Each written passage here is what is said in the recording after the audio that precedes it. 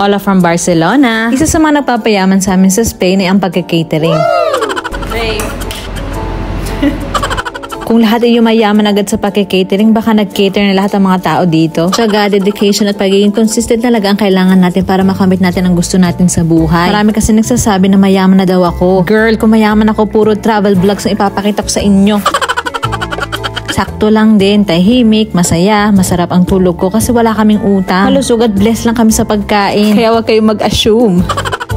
Pero isa sa pwede kong tawagin pinakayaman ko dito bukod sa material things ay ang pamilya ko. Ramdam na ramdam kong pagmamahal at suporta ng bawat isa. Kaya naman ganon din ako sa kanila. Dahil may 3 na nakasiklib na naman, ay heto, tumutulong talaga ako sa kanila. Anyway, ipapakita ko sa inyo today mga typical line na hahanda namin tuwing nagki-cater kami. Depende yun sa budget ng client. Itong hinahanda namin ay for 100 packs at sa Barcelona City pa namin dadalhin. So ang budget ng aming client ay 1,500 euros. Sa peso siguro nga 90,000 din. Umpisahan natin sa star of the day. Ang pinaka-paborito ko. Ito ay ang bread with tomato na merong olive oil na pinatungan ng Iberic ham. Ang dami nilang order na ham. Alam nyo naman kung gaano kamahal yan. Siya nga pala. Siya ang maganda at mabait kong sister-in-law. Tapos, hindi din nawawala ang bread with tomato. Paam tumagat kung tawagin nila dito na may iba't ibang cold cuts na palaman. Ang cold cuts na yan ay kami rin ang gumagawa. Kung napapanood niyo yung mga vlogs ko, doon makikita nyo kung paano kami nagpo-produce ng iba't ibang sausages. Magawa rin kami ng pizza at croquetas or croquettes sa iba kung tawagin. Tapos, isa pa sa palay ko nakikita sa mga handaan dito ay ang truita. Omelette with potatoes at onion yon.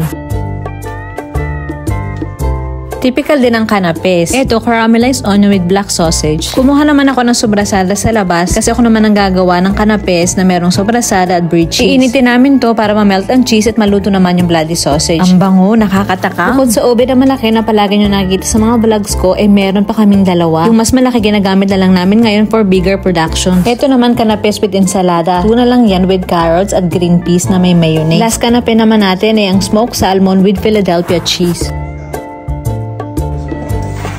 Ito naman ay bread din with scalabada and goat cheese. Hilig nila sa bread, no? Ang scalabada ay red bell pepper, eggplant at onion na ibinake. Idanda, tapos spread mo lang sa tinapay. Masarap to, lalo na nga kung may goat cheese sa taas.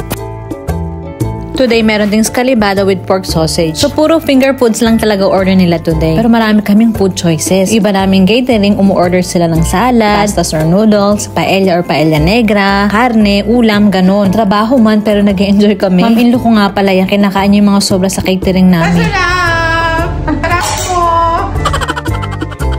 So, bukod sa catering, pwede mag-add ng waiter yung client. So, yung mga waiters namin, naka-standby lang sila. On call, ganun. Umpisahan na natin ang plating. So, ito yung tsura ng packaging namin. Lahat biodegradable. Kapag may catering, palaging present si Mister kasi gusto niya bukod sa masarap ay dapat maayos at magandang presentation daw ng pagkain. Malaki talaga na itutulong ng catering sa business namin financially, lalo na kung kami din ang producer ng pagkain. At saka habang tumatagal talaga, marami na naghahanap ng catering services ngayon kaysa magluto sa bahay. Basta, hirap i-explain. Ito ko lang naramdaman sa ibang bansa yung parang ang bilis matapos ng araw. Yung tipong tumakbo ka na ng tumakbo pero di mo pa rin natatapos ang trabaho mo. At ang dami pa rin nakapending. Tapos yung calendar sa phone ko punong-puno ng reunion sa happening. So imagine nyo, wala pa akong permanent job niya. Paano na lang kung bumalik ulit ako sa trabaho? Wala na, patayin nyo na lang ako Spain. Buti pa yung aso ko. Eto, kakasundo ko lang sa kanya 2 hours sa parlor at 6 to 8 times siguro siya a year na magpagupit. Sana all. Bumalik ulit ako sa shop para tapusin ang catering namin. At bumisita naman itong kaibigan namin, hahanapan ko sana ng girlfriend noon. Naku, meron na daw. Nagkakakar sa kanya, hintayin nyo na lang mag-break sila.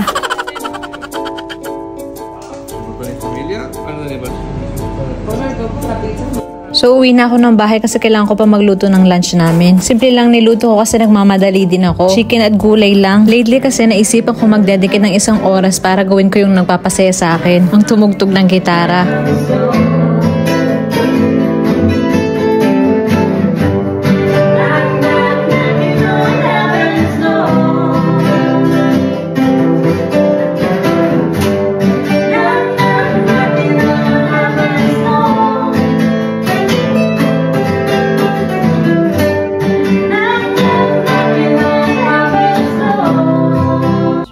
Importante na gawin natin na nagpapasaya sa buhay natin kahit saglit lang. Kasi kung masaya ka, sasaya rin ang mga nakapalibot na tao sa'yo. Susunduin ko naman ang mga bata sa school at ihahatid sa kanilang extracurricular activity. Mag-isa lang ako kasi nagde-deliver naman si Mr. ng catering namin. So yun lang guys, hanggang dito na lang muna ang video natin for today. Comment na lang sa baba kung ano pinaka nagustuhan nyo sa video na ito. Hanggang sa susunod. Adios!